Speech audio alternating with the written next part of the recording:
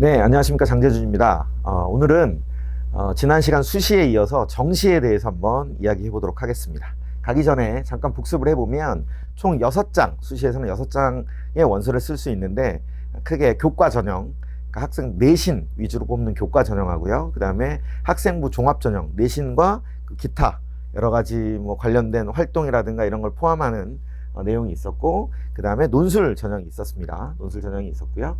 그래서 무엇보다도 세 가지 전형에 물론 반영 비율이라든가 아니면 반영한 항목들의 좀 차이는 있지만 무엇보다 고등학교 내신이 가장 중요하다 이렇게 말씀을 드렸죠. 모든 전형에서 내신이 좋아야지만 선택의 폭이 굉장히 넓어지는 겁니다. 참고하시고요. 그 다음에 상당히 많은 전형 중에서 수능 최저라는 것이 있어서 수능도 잘 봐야지만, 그래서 어느 정도 등급 이상을 받아야지만 합격을 할 수 있다. 생각보다 수능 최저에서 많은 학생들이 불합격되는 경우가 많이 있기 때문에 중요하다고 말씀드렸습니다. 자, 이제 본격적으로 정시에 대해서 얘기를 해볼 텐데요. 정시는 3장의 원서를 쓰게 돼 있습니다. 일단 가군, 나군, 다군, 이래서 대학들이 구분이 돼 있어요. 세 개의 군으로. 그래서 가군에서 하나, 나군에서 하나, 다군에서 하나, 이렇게 해서 총 3장의 원서를 쓸 수 있고요. 그다음에 두 번째 포인트는 정시가 확대되고 있다는 겁니다. 뭐 뉴스에서 많이 보셔서 아시겠지만 뭐 공정성이라든가 수시의 공정성, 그렇다고 수시가 불공정한 건 아니지만 어쨌든 여러 가지 문제 제기들이 있기 때문에 정시를 좀 확대한다라는 그런 기조에 의해서 이따가 뭐 보여드릴게요. 어느 정도까지 확대를 하는지 점점 늘어나고 있다 비율이라는 거고요. 세 번째 N수생이라고 해놨는데 보통 일반적으로 재수생이라고 얘기하죠. 고등학교 3학년 때 시험을 한번 봤는데 뭐 시험을 못 봤거나 혹은 잘 봤는데 내가 원하는 성적만큼 나오지 않아서 1년 더 공부하는 그런 학생들. 그리고 요즘에 반수생이라는 얘기도 많이 있습니다. 대학교 합격을 하고 한 학기 다니고요. 그 다음에 여름부터 다시 공부를 하는 거예요. 그래서 시험을 다시 한번 보는 그 학생들. 물론 뭐 3수, 4수생 이렇게 포함해서 N수생이라고 하는데 이게 왜 필요하냐면 보통은 그냥 흔히 얘기해서 시험을 잘 못 봤으니까 애들이 재수하는 거 아니야 이렇게 생각하실 수도 있지만 내가 원하는 대학에 한 1점 정도 모자라서 조금만 더 공부하면 내가 원하는 대학에 갈 수 있을 텐데 이런 극상위권 학생들이 굉장히 많이 있습니다. 예를 들면 어떤 의대를 갔는데 거기보다 좀 더 나은 성적이 높은 이 의대를 가고 싶다 라고 해서 공부하는 학생들이 있어요. 혹은 서울대 공대를 갔다가 서울대 의대 가고 싶다고 혹은 다른 의대를 가고 싶다고 해서 공부하는 학생들이 꽤 있습니다. 그래서 그 학생들이 왜 이 정시에서 중요한 포인트를 차지하느냐, 그러니까 재학생 입장에서 보면 처음에는 재학생들끼리 경쟁할 때는 어느 정도 상위권에 있다가 이 N수생들이 쭉 본격적으로 시험을 보기 시작하는 그 시점이 되면 갑자기 자기는 똑같은 점수를 맞았는데 조금씩 떨어지는 일이 벌어지거든요. 위에 잘하는 학생들이 막 이렇게 겹겹이 들어오기 때문에. 그래서 정시에서는 이 부분도 상당히 고려해야 된다. 다시 그냥 재학생 입장에서 보면 절대적으로 좀 잘해야 된다. 자연스럽게 밀릴 거기 때문에, 경쟁자들이 많이 생기기 때문에 절대적으로 잘해야 된다. 그 얘기를 말씀을 드리는 겁니다.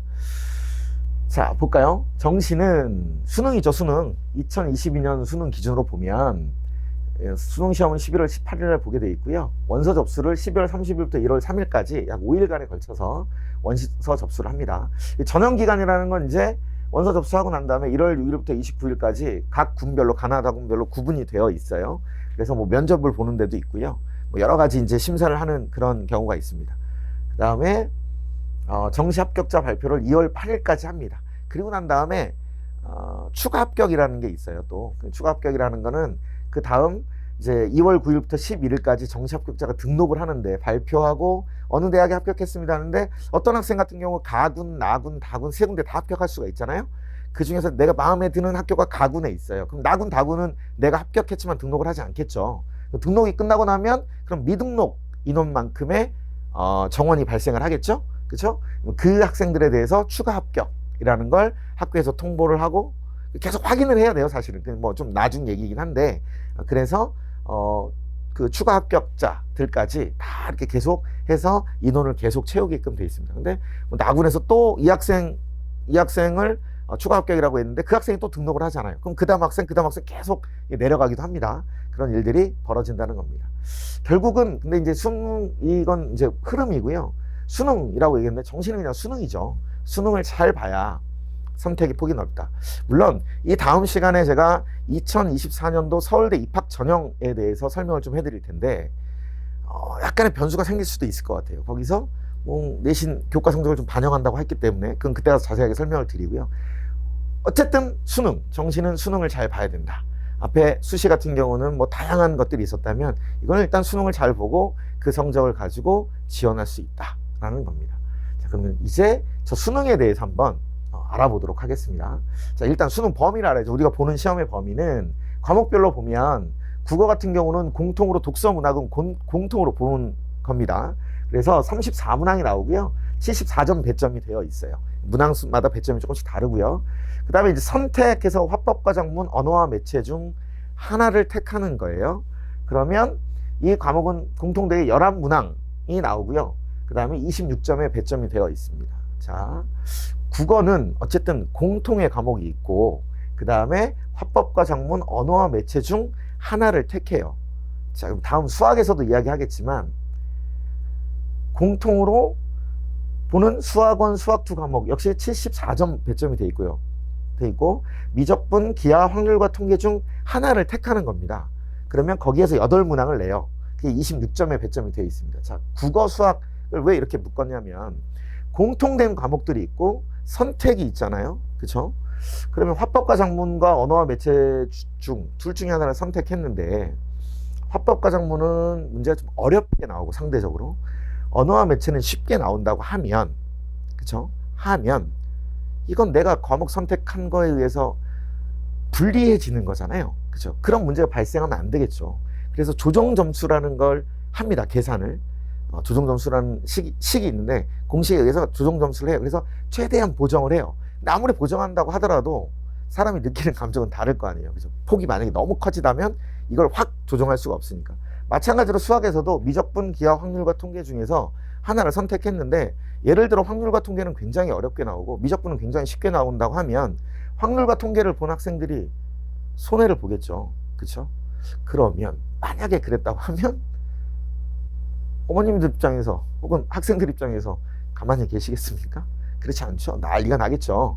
그래서 이 선택 과목에선 절대로 아주 어려운 즉 극고난도의 문제를 출제할 수가 없을 겁니다. 없다라는 건 아니고 없을 거라고 조심스럽게 하지만 굉장히 확신을 가지고 말씀을 드리는 겁니다. 왜냐면 문제가 생기니까. 그렇죠? 그래서 실제 그리고 예시 문항에도 그렇고요. 수학 같은 경우도 수학원, 수학 2에서 어려운 문제가 다 나와요. 어려운 문제가 다 나오고 저기서 변별을 하고 여기는 최대한 비슷하게 만든다.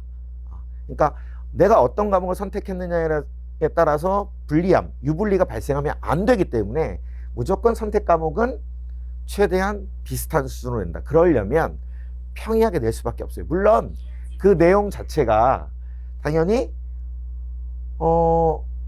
어렵기 때문에 느끼는 거 나는 그래도 어렵던데요. 아니, 그건 공부를 안 해서 그런 거고요. 공부를 잘하는 학생들 근데 똑같은 수준에 있는 학생의 입장에서 보면 선택 과목에 유불리는 없어야 한다 이겁니다. 다만 과목 자체의 특성상 내가 어려워하는 경우가 생기겠죠. 그죠? 내가 어려워하는 경우가. 자, 국어는 제가 전문가 아니기 때문에 좀 미뤄두고요. 수학 같은 경우를 보면 미적분, 기하, 확률과 통계 중에서 내가 어려워하는 게 있어요. 그럼 내 공부하기 좀 성향상 쉬운 과목이 있죠. 그죠? 별로 크게 막 동의하진 않는데 어쨌든 약간 그런 건 있습니다. 그런 게 있고 또 하나는 나중에 볼 텐데 우리 학교 들어오려면 그냥 이거 해야 돼 라고 선택한 지정해 놓은 것들이 있어요. 그거에 따라서 과목을 잘 선택하고 공부를 해야 됩니다. 다만 중요한 건 수학원, 수학2에서 모든 건 갈릴 것이다 라고 생각하시면 돼요. 그 말은 수학원, 수학2의 공부를 어마어마하게 열심히 그리고 많이 해두어야 된다 이거죠. 물론 이제 고등학교 1학년 때 배운 고등수학은 밑바탕이 깔려 있는 겁니다. 이걸 염두에 두시라. 그러니까 여기서 포인트는 선택 과목에서 내가 무엇을 선택했느냐에 따라 어떠한 불리함은 발생하지 않을 것이다. 그러니까 그런 생각은 다 접어두고 공통으로 보는 과목에 우선 완벽함을 취해놓고 그 다음에 내가 선택한 과목에서도 당연히 좋은 점수를 맞을 수 있도록 해야 된다는 거죠. 공부의 비중이 어디가 중요하냐 이 말씀을 드리는 거예요. 자, 다음 다목 과목 범위를 보면 사회탐구, 과학탐구 이건 다 묶어서입니다.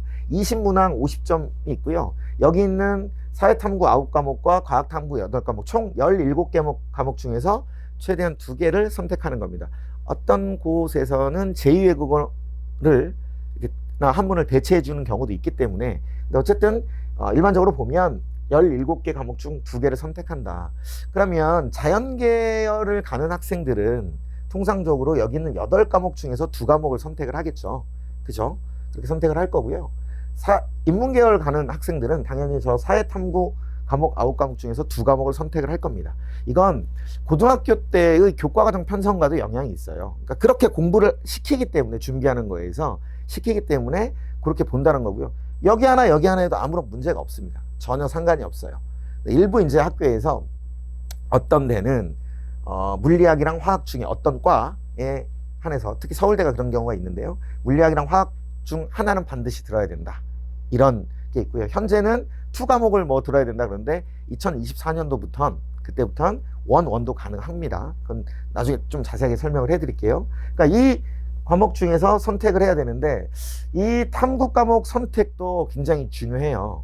탐구 과목에서 어떤 과목에 따라서 나중에 이제 보는 표준 점수라든가 이런 계산법이 좀 달라지기도 하고요. 그러기도 하고, 나와 맞는 것, 그 다음에 다시 말씀드리지만 커리큘럼 상에서 어떤 것들이 포함되어 있느냐, 그러니까 어느 시기에 공부하느냐도 되게 중요하거든요. 가끔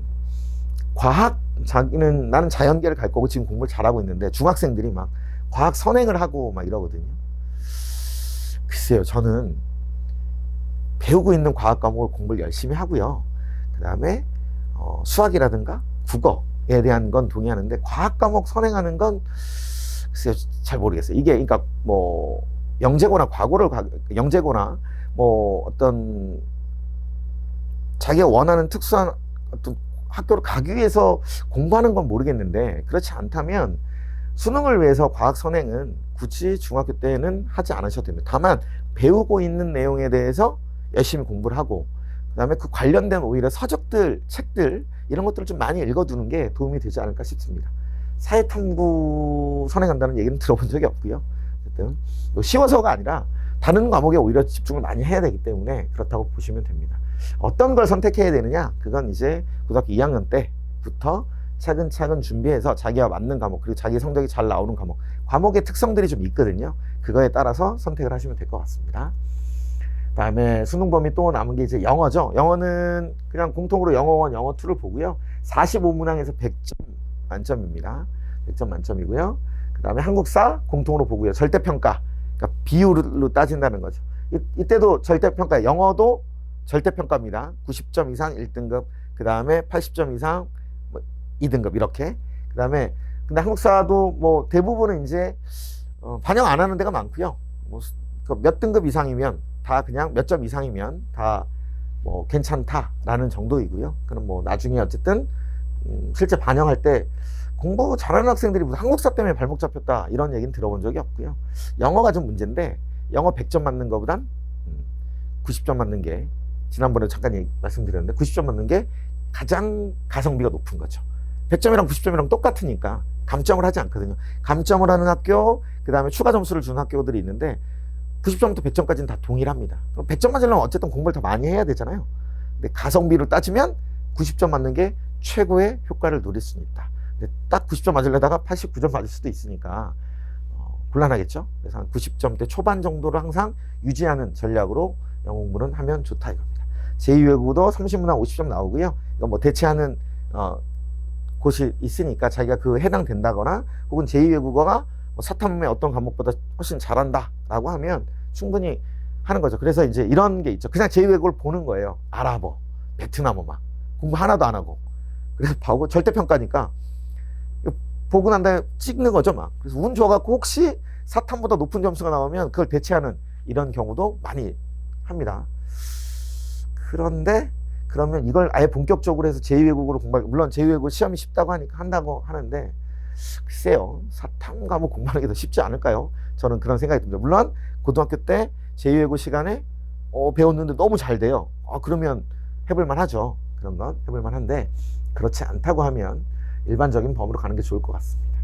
아까 제가 말씀드렸던 수능 지정 과목, 이게 자연계인데 2023년 기준이니까 24, 25년은 어떻게 바뀔지 모르는데 아마 점점 확대되는 추세라고 보시면 돼요.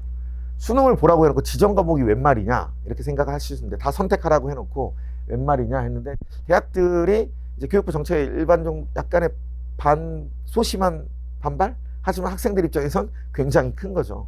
그러니까 문이과 통합이라고 했는데 실제로 이렇게 놓고 보니까 수학에서는 미적분 기하중 택1 하는 학교가 이렇게 돼 있습니다. 그 말은 뭐예요? 확률과 통계를 보곤 우리 학교 자연계는 올 수 없어 이거예요. 인문계는 갈 수 있습니다. 미적분, 기하, 확통 어떤 걸 보든 인문계는 상관이 없어요. 자연계만 얘기하는 거예요. 의대를 포함한 공대, 자연대 이런데 여기 보시면 쭉 이렇게 화면상에 보이시겠지만 제가 이 정도만 써놨어요. 그리고 왜 가톨릭대 의회 약학 간호 왜 비수도권 다수의 의대와 약학민 수학교육과 이렇게 써놨거든요.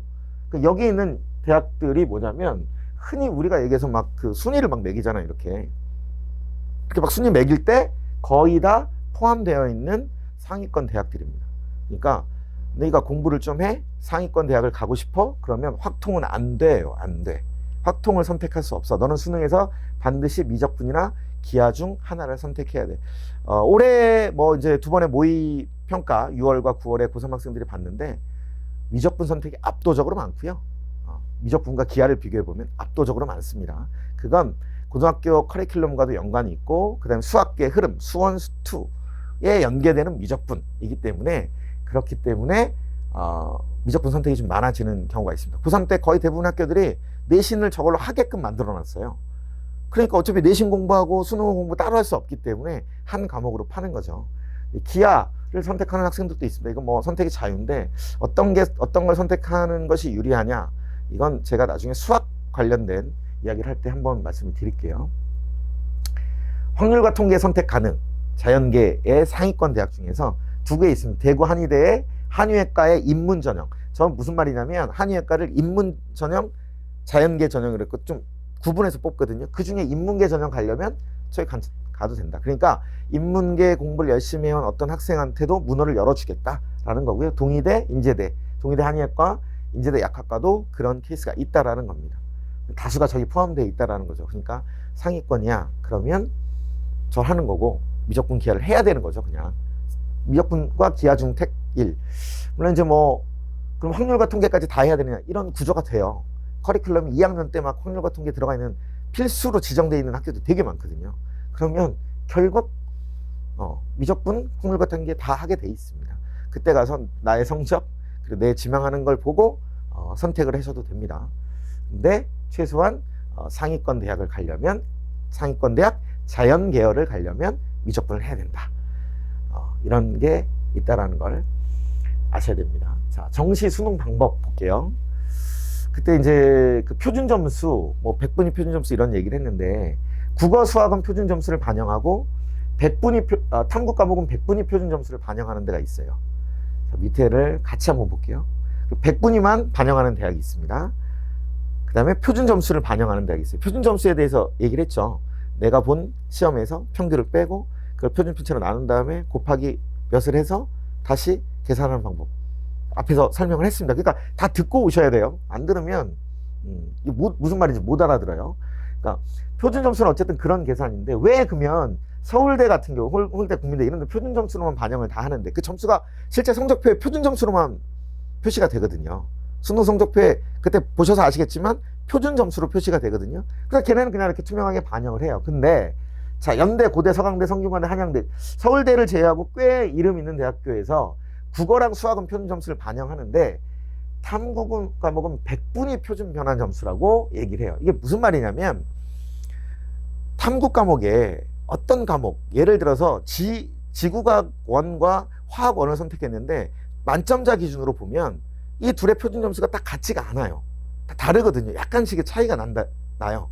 그런데 100분위는 변할 일이 없죠. 만점자니까 나는 그냥 절대적인 거잖아요. 100%잖아요. 100%.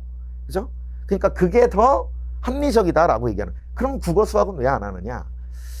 저 과목에서 어쨌든 조정하는 게 표준 점수가 맞긴 맞는데, 여기서 뭔가 탐구 과목에서 약간의 자기들만의 룰, 학교마다 또 조금씩 다르거든요. 그 반영하는 방법이. 자기들만의 룰을 가지고 100분이 변환 표준 점수라는 걸 한다라는 겁니다. 아씨, 왜 이렇게 복잡해 생각하지 마시고요. 그냥 시험 잘 보면 돼요. 그러면 절대적으로 위에 있으면 그건 다 표준 점수로 하든 100분이 변환 표준 점수로 하든, 다만 이건 탐구 과목에서 과목 선택에 불리함이 없다라는 거죠. 네, 그냥 표준 점수를 반영하면 항상 일치하지는 않으니까 어떤 때에 따라서 약간씩 좀 차이가 생기긴 합니다. 그 점수는요. 그렇게 보시면 될 것 같고요. 100분위는 그냥 상위 몇 프로 이상 딱 그 자기가 맞은 그 비율 가지고 하는 거죠. 등급도 아니고 그냥 오로지 그것만 갖고 한다라는 겁니다. 여기 있는 대학들과 그 다음에 제가 이렇게 해놓은 거예요. 세종대까지는 전부 다, 세종대까지 전부 다고, 플러스 뒤에 있는 카톨릭 때부터 이렇게 쭉 있는 데들은 의대들이 이렇게 반영을 한다는 거고요. 여기는 단국대만, 단국대는 전부 다, 그 다음에 플러스 이 의대들은 100분위로 반영한다는 것이고, 그 다음에 표준 점수는 요 서울대, 홍대, 국민대 세 군데에다가 나머지 이 대학들의 의대들이 된다는 얘기입니다. 그 말을 표현하는 겁니다. 이해되시죠? 수능 반영 방법입니다. 이게 표준 점수가 있고, 다시 헷갈리시면 다시 한번 보셔야 돼요. 성적표 보는 방법에 대해서. 그래서 각 대학마다 약간씩 반영하는 비율이 다르다. 공통된 건 시험을 잘 보고 나면 다 좋겠죠. 그죠? 정시 확대, 아까 말씀드렸죠. 정시가 확대되고 있다. 이게 한참 시끄러웠어요. 어쨌든 시끄러워서 이게 되고 있는데, 21년 기준으로 서울대 같은 게 23.2%인데 22년 입시 전형, 올해 시험 보는 거죠. 30.3%, 23년에 39.9%까지 늘린다고. 이미 이건 확정된 겁니다. 23년도까지는 입학 전형이 다 발표가 된 거기 때문에 2024년도에 어떻게 할지는 내년, 그러니까 2022년에 발표가 돼요. 2년 전에 그 전형을 발표하게 되기 때문에 쭉 보시면, 제가 뭐 지금 학교 한 8개 정도 써놨는데 대부분 서울대 39.9%, 제가 다 40%가 넘고, 여기 서강대만 37.4% 이렇게 돼. 약간 오히려 막 0.1% 이렇게 줄어들었는데 이렇게 되어 있습니다. 시대의 요구라기도 하고요. 그 다음에 어쨌든 그렇게 한다고 하니까 쭉 늘어났어요. 이게 최초 모집 인원 비율이라고 하는 거예요. 이 말은 왜 최초 모집 인원 비율이라고 하냐면, 아까 말씀드렸지만 수시에서 수능 최저를 못 맞춰갖고 2월 되는 경우가 굉장히 많이 발생해요. 그래서 여기서 막 비율이 막 늘어나기 시작합니다. 연세대 같은 경우는 이미 이때 35.6%인데 이미 이때 넘었어요. 40%를 이미 넘었어요. 다른 데들도 상당히 많이 늘어나 있는 추세입니다. 비율이. 그러니까 정시는 점점 늘어나고 있다. 볼게요. 정시 수시 비율. 이게 이제 오해들을 많이 하시는데, 수시가 월등히 많잖아요 라고 이렇게 얘기를 해요. 발표도 그렇고, 실제로 2021년도에는 77, 23.1%, 22년 75.7%, 24.3%, 78%, 오히려 더 늘어서 22%. 수시가 월등히 많죠. 그죠? 이렇게 해서 뭐 4대1 비율입니다. 거의 대부분이 다 수시예요. 그래서 수시가 중요합니다. 그러니까 애들이 가서 뭘 해야 되고요. 그걸 하기 위해서 뭐 봉사활동을 해야 되고, 뭘 해야 되고, 학교 활동을 많이 해야 되고, 막 해야 된다. 이렇게 얘기하잖아요. 맞아요. 그런데 이걸 이렇게 보시면 안 되고, 21개 대학교, 뭐 제가 임의로 정한 건 아니고요. 흔히 사람들이 얘기하는 상위권 21개 대학교의 수시 정시 비율을 보면 달라지는 거 보이시죠? 지금 현재도 32.4%, 39%, 41.2%까지 점점점 늘어나고 있어요. 점점점. 이게 그리고 여기에 플러스 알파가 된다는 겁니다. 여기서 일로 좀 더 밀린다는 얘기예요. 왜? 수능 최저 때문에 막 넘어간다고요. 2월이 되는 거예요. 그러니까 수시 모집 정원이 거기서 못 채우고 정시로 그대로 그냥 넘어가는 거예요. 그럼 이 비율이 더 늘어난다는 거죠. 점점점 늘어나고 있다.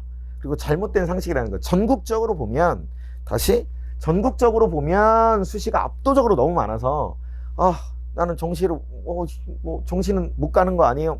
이렇게 하는 건데, 그게 아니고 상위권 대학으로 보면 이렇게 좁혀진다는 얘기죠. 거의 반반까지도 갈 가능성이 높아요. 그러면, 그러니까 수시와 정시에 나에겐 선택권이 2개가 있는 거예요. 근데 일찌감치 뭐 하나를 버렸다. 이제 1학기 중간고사, 고등학교 1학년 중간고사 망치고 나서 공부하기 싫으니까 변명하는 게, 나는 내신이 안 좋아서 수시는 안 될 것 같아. 난 정시에 올인할 거야. 공부하기 싫다는 얘기죠? 공부 안 하겠다는 선언이에요. 그럼 심각하게 부모님들은 고민해 보셔야 돼요. 얘를 지금부터 공부를 안 시키고, 뭘 시켜야 되나? 뭘 가르쳐야 되나? 이렇게 공부하기 싫어요라고 선언한 거라고요. 나는 정시는 수시 안 돼 라는 건 공부하기 싫어요, 공부 안 할 거예요 라고 선언한 거예요. 마찬가지로 수능은 뭐 수능 어려운데 그냥 나 논술을 할 거야, 논술로 모든 거 다 할 거야, 뭐 혹은 다른 것만 할 거야, 나 지금 이게 시험 공부 안 하고 나 동아리 활동이 더 중요해, 조별 숙제가 훨씬 중요해, 이렇게 얘기하는 학생들이 있잖아요. 아니죠. 공부를 해야죠. 그죠? 수시, 정시 뭐가 중요하다가 아닙니다. 둘 다 중요한 겁니다. 둘 다 중요하고, 그래서 정시가 그리고 더군다나 점점점 늘어나고 있다. 그러니까 공부를 내신에만 집착하는 것이 아니라 수능에 맞게끔, 결국 내신과 수능의 차이는 많이 차이가 나지 않습니다. 큰 흐름대로 가야 돼요. 다만 고등학교 선택을 하실 때 좀 유념해야 돼요. 왜냐하면 어떤 고등학교에서는 수능에는 절대 등장하지도 않는, 등장할 일도 없고 앞으로도 절대 진짜 살면서 단 한 번도 풀지도 않을 그런 문제들을 내서 애들을 괴롭히는 거예요. 그럼 그동안 받는 스트레스, 그 문제를 풀기 위한, 그 공부하기 위한 노력, 이런 것들이 다 시간 낭비가 돼버린다는 거죠. 고등학교 선택할 때 주의해야 된다는 겁니다. 다시, 내신과 수능은 동일선상에 있는 것이다. 연계된 과목의 연계성이 있다. 다 동일하게. 내신 수학, 내신에서 보는 수학하고 수능에서 보는 수학이 다른 게 아니에요. 그런데 일부 고등학교에서 그렇게 내는 데가 있어요. 왜 그런지 모르겠는데, 애들 뭐 전교 1등 하는 애가 72점? 이건 정말 거지 같은 시험지인 거죠. 그런 학교들 피하셔야 돼요, 웬만하면. 아시겠죠? 그런 맥락에서 보시면 된다는 거고, 정시가 어쨌든 많이 확대되고 있고 더 확대될 것이다. 그래서 변수들이 막 발생하긴 하는데 이렇게 보시면 될 것 같고요. 또 뒤에 뭐 시간 나눠서 좀 길게 얘기할 부분들이 있으니까 일단 정시가 확대되고 있다, 이렇게 말씀을 드리는 거고, 과목별 반영 비율이라는 게 있습니다. 아까 봤지만 국어, 그죠? 전에도 말씀드린 국어, 수학, 탐구 과목, 상대평가하는 과목들이 있죠. 그래서 이 국수탐이 정을 하고, 영어는 감점 혹은 뭐 플러스 점수, 어쨌든 등급에 따라서 하는 거고요. 그 다음에 뭐 한국사 기준으로 삼는 대학들이 좀 있다. 얼마 이상은 돼야 돼 그래도. 근데 그 폭이 굉장히 좀 뭐라 그럴까요? 여유로워요. 어쨌든 그럼 제외하면 결국 국어, 수학, 탐구 과목이잖아요. 그렇죠? 탐구 과목 2개. 그러니까 국어, 수학, 탐구 과목이 거의 모든 당락을 결정한다고 보는데, 정시에서 보는데 이게 반영 비율이 달라요. 무슨 말이냐? 인문계열 예를 들면 서울대에서, 서울대 전체가 국어를 1로 기준으로 봤을 때 수학은 1.2, 탐구는 0.8의 비율을 반영한다라는 거예요. 자, 연세대 국어, 수학 똑같고요. 탐구 과목이 0.5예요. 자, 특이한 건 한양대 인문 계열, 상경대를 제외하고 인문계열은 1대 1대1의 반영 비율을 갖는 거예요. 이화여대 인문 국어 1, 수학 0.83, 탐구 과목 0.83. 약간 독특한 걸 좀 넣어 본 겁니다. 대부분은 저 위에 있는 기준과 비슷합니다. 연세대, 고려대 이런 흐름들이에요. 서울대. 그러니까 다시 여기는 똑같은데 공통된 건 이화여대를 제외하고 나면 탐구 과목의 비율이 좀 낮죠. 그죠? 그리고 수학의 비율이 높은 데가 서울대 인문 계열인데, 서강대, 그 다음에 한양대 상경 계열, 이런 데는 국어보다 탐구 과목 수학의 비율이 더 높다는 건 뭐냐면, 똑같은 100점이라고, 그냥 쉽게 표준 점수 계산하지 말고 100점이라고 생각하면 수학 100점 맞는 게 국어 100점 맞는 것보다 높다라는 거죠, 반영이. 즉 다시 얘기해서 국어 100점 맞고 수학 98점 맞은 아이와 국어 98점, 수학 100점 맞은 아이를 보면 수학 100점 맞은 애가 반영되었을 때 점수가 더 높게 나타난다는 겁니다. 물론 이제 표준 점수 차이에 따라서 될 텐데, 그냥 100점이라고 그냥 기준을 생각해 보면 똑같은 점수라고, 국어 수학의 합점수가 똑같으면 수학 점수가 높을 때 훨씬 더 높은 점수를 받는다는 거예요. 대학이 그렇게 반영한다라는 겁니다. 인문 계열이 이렇고요. 그러면 탐구 과목이 안 중요하네, 그게 아니라 다 중요한데 수학이 더 많은 비율을 차지하고 있다. 그래서 실제로 이제 이런데 이화여대 인문 계열 같은 경우 수학, 국어는 엄청 잘 보고 수학을 조금 못 봤어요. 탐구 과목도 잘 봤어. 그러면 이런데 지원하겠죠, 이렇게. 그죠? 비슷한 뭐 대학의 다른 데보다는 유리하겠죠. 그죠? 내가 수학을 잘 봤어요. 그럴 때 이화여대 인문계를 넣으면 안 되죠. 손해보는 거니까. 그쵸? 이해되시죠? 그럴 때면 서강대라든가 물론 이제 동일한 대학이라고 생각하지 않지만 어쨌든 비율을 보고 해야 된다는 겁니다. 이해되시죠? 자연계열 볼까요? 자연계열은 거의 동일합니다. 수학이 모두 다 높아요. 국어보다 반영 비율이. 탐구 과목은 좀 낮고 일부 성균관대, 자연대하고 의예과는 수학하고 탐구 과목 오히려 국어보다 더 높게 반영을 하고요. 여기도 마찬가지입니다. 연세대, 자연대, 의대 이런 데도 국어보다 높게 반영하죠. 그죠? 그 다음에 한양대 마찬가지고 중앙대 또 탐구 과목까지 공통되게 수학은 무조건 높게, 그 다음에 탐구 과목도 높게 반영하는 데가 있다. 서울대는 어쨌든 공통되게 인문계나 자연계를 똑같이 하는데 나머지 대학들은 인문계와 자연계에 따라서 이 반영 비율이 다르다는 겁니다.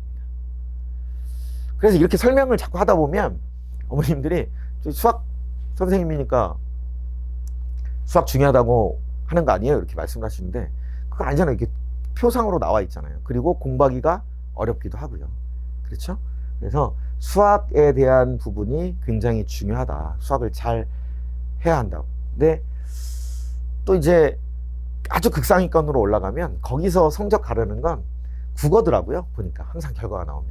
왜 그러냐면 수학하고 탐구는 그냥 다 잘해요, 애들이. 그냥 자기네끼리 딱 모였을 땐 수학 탐구는 거의 뭐 그냥 만점 딱 맞아갖고 딱 있어요. 딱 만점이니까 거기서 비교할 수가 없잖아요. 국어에서 미묘하게 아이들 성적이 좀 갈리더라고요. 그래서 저는 고등학교 들어가는 시점부터, 물론 그 전부터인데 국어 공부를 절대 소홀히 하면 안 된다라고 항상 말씀을 드립니다. 수학이 중요한데 국어 공부를 소홀히 해서는 안 된다. 탐구 과목도 그렇고요. 네, 어쨌든 비중을 그렇게 수치상으로 좀 보여드린 겁니다. 잘 보시고 하시면 될 것 같아요. 자, 이게 여기까지가 이제 정시에 대한 과목별 반영 비율까지 보여드렸는데 아까 말씀드렸다시피 뭐 전형이 어떻고 이런 건 나중 얘기고 교과목에 따라서 선택 과목, 국어하고 수학에서 어떤 과목을 선택하느냐 유불리가 없기 때문에 공통 과목이 중요하다는 거 포인트 하나 정시에서, 그 다음에 과목별 반영 비율에서 보면 수학을 더 많이 반영해 준다라는 것. 그리고 내가 가고자 하는 지망하는 데에 따라서 이게 왜 자꾸 이런 말씀 드리냐면 가성비예요. 가성비.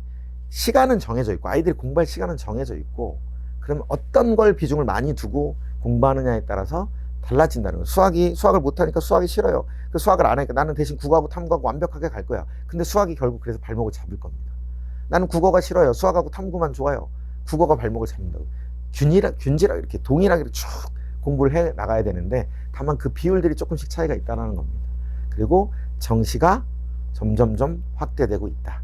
그래서 내신과 수능의 연계성을 잘 보고 그래서 내가 가고자 하는 흐름대로 해서 반영을 그 커리큘럼 이런 것들 잘 보고요. 고등학교 교육과정 편성표인데 이거 아마 다음 시간 정도에 제가 할 텐데요. 그것까지 잘 고려하셔서 선택을 하시면 좋을 것 같습니다. 변수가 하나가 생겼어요. 2024학년도 서울대 입학 전형이 예고가 됐는데 여기에서 지금까지는 다른, 즉 2023년과는 다른 새로운 변수가 하나 생겼습니다. 서울대에. 서울대가 생겼다는 건 다른 대학들이 막 고민을 할 텐데 당장은 아니어도 따라가는 대학들이 생기지 않을까 싶습니다.